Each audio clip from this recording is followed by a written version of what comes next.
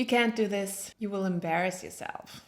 They will laugh at you. You're just not good enough. Hello and welcome to my video on how you can handle your inner critic. My name is Sonia Nannon. I'm a voice and stage presence coach and I help my clients become more confident sharing their voice with their audience. In this video, I want to give you a 5-step process that can help you get out of this vicious cycle of having your inner critic stop you and put you down and be back in control of your voice, of your inner voice, but also your voice that you actually want to share with the audience. And let's be honest, most of the times when we want to share our voice, when we are in front of an audience, it's usually our own thoughts, telling ourselves it's not good enough what we do, we might as well stop. Depending on your experiences while growing up, you might have all kinds of variations of these sentences. So as adults, when we try to step in front of an audience, when we try to share our voice, and we actually have all this experience, all this knowledge, all this education, and we're still faced with this voice inside ourselves telling us to better shut up, it can be so frustrating. So let's go right into these 5 steps. So the first step that you need to take is to face that inner critic. Give this voice inside your head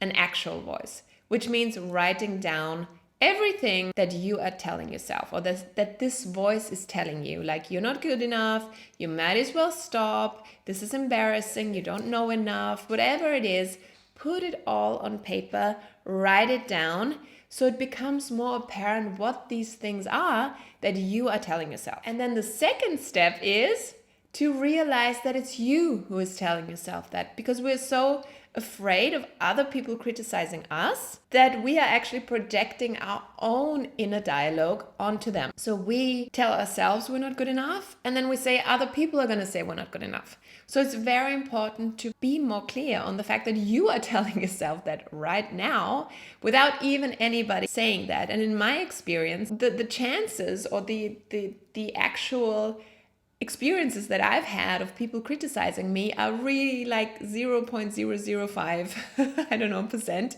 compared to how much I have told myself that I'm not good enough and that people are going to criticize me, the way I actually criticized myself. So that was much bigger than people actually criticizing me. So it's very important for you to know that all these things that you're afraid of other people are going to think of you or tell you is actually what you think of yourself and what you are telling yourself.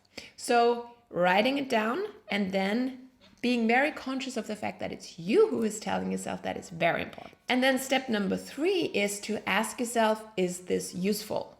When you read all these sentences, all these words, all these negative beliefs about yourself, when you read them out loud, when you just read them and you look at them, ask yourself as an adult right now, is this useful? Is this helping me to achieve what I want to achieve? Is this helping me to become a confident speaker? Is this helping me to share all this information that I have? My guess, it's no. So when you realize that this is not helpful, you can go to step number 4. And step number 4 is, what could you tell yourself instead? You could also imagine that a friend is telling you all of these things that they are telling themselves, and then tell them what you would tell them instead. You could say things like, I will give it a try, I'll give it my best shot, I'm curious to find out what happens. No matter what happens, I'm still a valuable human being, worthy of love and kindness. This does not define my worth as a human being. I will have my own back no matter what. Let's do this. These are just a few examples of what you could tell yourself instead and see how that feels. You could try this out. You could try this whole process out and see how it makes you feel. And step number 5 for me is something very important, is to listen to uplifting music. Whenever you go to a presentation or somewhere where you have to speak, or before you have to speak, or before you have to share your knowledge, and in my experience, listening to music is such a strong support. It can really lift your mood. It can help you feel more powerful, more confident, and more reassured. So try out these 5 steps. If you try them out and you feel like they help you, please let me know. I would love to hear from you. Thank you so much for watching. You can give this video a thumbs up and you can subscribe to my YouTube channel. Thank you so much for watching and I wish you a lovely day.